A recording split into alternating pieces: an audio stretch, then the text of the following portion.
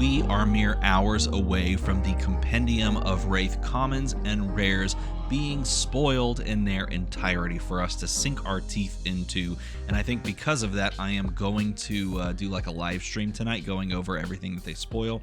That being said, this video may have a bit of an expiration date, but I'm going to cover it anyway because I don't think I've heard anyone talking about this.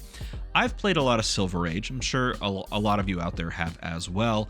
I've been messing around with this format since they announced it as Project Blue. I think it's really fun when you're playing it at the casual level and trying new stuff. We're just throwing every hero at the wall to see what sticks. But the moment you get to the tournament level play, the format narrows to like 2 decks, and the bottom drops out, and fun factor starts to plummet pretty heavily, which is not good. But I know that there's a lot of people out there that are going to say, well, this is season 0, and rightfully so, and obviously with Compendium things are going to change. But let's also acknowledge the fact that there's going to be a ban and suspended announcement, or is it restricted? I don't know. That's going to happen on Monday. And if they are going to touch this format, and I really think that they should, I really hope that they do, alongside of the compendium changes, here's what I think that they should do. So let's go ahead and talk about the format as a whole. It is dominated at first by Chain. Chain is perhaps the most dominant hero across all of them, you know, plus or minus one other hero we're going to talk about. And if we're looking to ban or restrict something from this deck, it's specifically the RuneGate Chain version that is doing so incredibly well. There are a couple of options. Now, I personally believe that this should be a format that is heavily monitored and heavily adjusted via the BNRs, and I hope that they do that going forward. But what I also want them to avoid are, banning and restricting cards that really push strays onto other heroes. Like Vincent catching a stray because Chain's really good kind of sucks. So you could point to a card like Malefic Incantation and say, this card is played in red and yellow across the board in all of the best Chain lists that are winning over the past couple of weeks and months. So this would be a fine card to throw up there and restrict. Maybe you only are allowed to play the blues all of a sudden, and then this card sucks. The problem with that is I think it does force the other Rune Blades to catch a lot of strays. Even if they're not necessarily playing the RuneGate package, this is a really tough one to stomach for some of those heroes that, like, for example, Viserai might really want to play around with. So rather than that for Chain, I think there's a better option, and it all stems from his effect. Once per turn action, you create a Soul Shackle token. Your next Rune Blade or Shadow action this turn gains Go Again. What card is Chain really using to generate all the rune chants to allow him to actually play the RuneGate cards? Well, yes, it's certainly Malefics, and it's certainly like Read the Runes and things like that, but I think the biggest one right now is Spellblade Assault. This is being played in a full rainbow, all copies that are allowed to be played in this format across all lists, essentially. This card does it all because Chain activates the Soul Shackle, giving this Go Again, and when this attacks, it creates Rune Chant tokens. And it's going to make the Rune Chant tokens requisite, creation is going to allow you to play those RuneGate cards out of Banish Zone, and that's what makes RuneGate Chain so powerful. This is the linchpin piece, and really it's not touching a lot of the other heroes. Like when you think about it, Vincent, Viserai, Aurora, Blarier, any of those other heroes, they're not really playing Spellblade Assault as a key piece or at all. And so if you're looking to nerf Chain without just relying on the other things you're printing in this format, Spellblade Assault, in my opinion, is the chef's kiss perfect choice. Now, if I'm wrong, of course, leave a comment down below, but as I was looking at all of these top 8 lists and all the results, it seems to me that this is the card that allows them to do those big turns where they, Spellblade Assault off of a Soul Shackle, then they, come in with the RuneGate, and then they like cheat out an action point off the boots, and then they attack again. Like those types of turns are the types that just blow you up.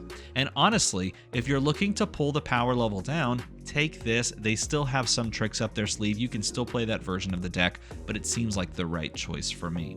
And the crazy part about it is, I think Chain is doing so well because one, it's very powerful, and two, it's good into the next hero that also needs to be touched. And yes, that's right, it's Oldhim. Everyone's favorite, least favorite, I mean, you pick. Guardian hero is once again at the top of the leaderboards as far as like top 8s are concerned.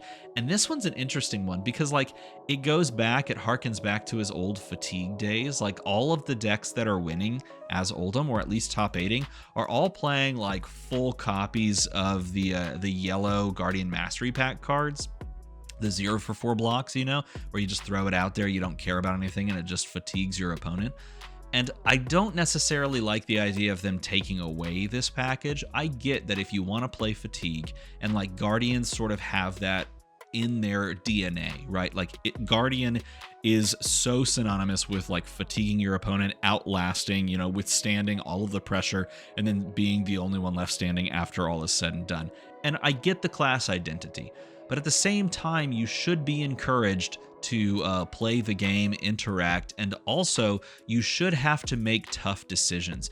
And I think Clash of Shields and all the clashes are all fine enough, but the card that I so often see coming over the top with way extra value is Staunch Response in this format. Like, heroes that are trying to go toe-to-toe with this fatigue Oldhim are oftentimes doing so by like attacking for 4 or something like that with Go Again, and then sending big attack, right? And trying to come over the top of the defenses. And Staunch Response is such a good freaking answer to all of the other heroes and all of the other like big swings that are coming after the 0-for-4s, that like and it's so efficient that there's just no chance for you to ever close the gap and actually deal the requisite 20 to 28 life that you actually need to do to cross the finish line. It's because of cards like Staunch Response that allow you to, like, I don't know, block with it and then overpitch to stop any on hit ever in the world. Because it's a 2, you can pitch a yellow as well if you need to. You can get around dominate. It's cards like this that make it to where you just don't have a chance to really close the gap in any meaningful way. And it's so powerful that people are now running reds and yellows in the list just because it's that good of a card to, you know, like kind of stop all of the excess and all of the possibilities. There's also cards like Turn Timber that are essentially doing the exact same thing. But the thing about Turn Timber is you only get that extra benefit if you have the Earth Fusion available to you. And that does encourage deck building. But the Staunch Responses are literally just have blues. Spoiler alert, they're frickin' Guardians. They always have blues. Have blues, pay into it, move on with my life. You lose the game for the long term, and it's not even a fun time. So for me, I hate Oldhim, and I think I hate Oldhim because of the ease in which he's able to play towards that fatigue state not in an interactive way. So I would like to see them remove Staunch Response. I think that would be a fine choice. Now, there's other cards that I think some people might be eyeing on the chopping block, like on the horizon. I think this card should stay, should not be touched. I think this is a fantastic option, and I think everyone should look at this as a pure staple of the format. And I think the same thing about Sirens of Safe Harbor. I love this card, and I love that you can include this as a popper in red. It blocks for 2, but it gains you 1. It feels kind of like Fiddler's Green-esque, but better. Not better as like more powerful, but better as more balanced. And I like that a lot of people are playing it in blue as well for the same thing. Does it enable a bit of a fatigue state type situation? Yeah, of course, but I think both of those cards are quite solid in and of themselves. And again, I recognize that if a hero like Oldhim doesn't have the capacity to fatigue in a specific way with cards like all of these yellow clashes, then it just becomes the aggro, everyone plays 0-for-4s and 0-for-4s win. So I understand there needs to be a balancing point, but I do think that if those two decks are just heads and tails above everyone else, they need to be pulled down, and this is the way to go about doing it. And hopefully, if that does end up being the case, then there's a lot more that can be explored in this format, alongside, of course, of whatever we see with the spoilers that we're going to be getting this evening. And I also have a spoiler for you. It's going to be on February 3rd. It's going to be at 3 p.m. Central Time.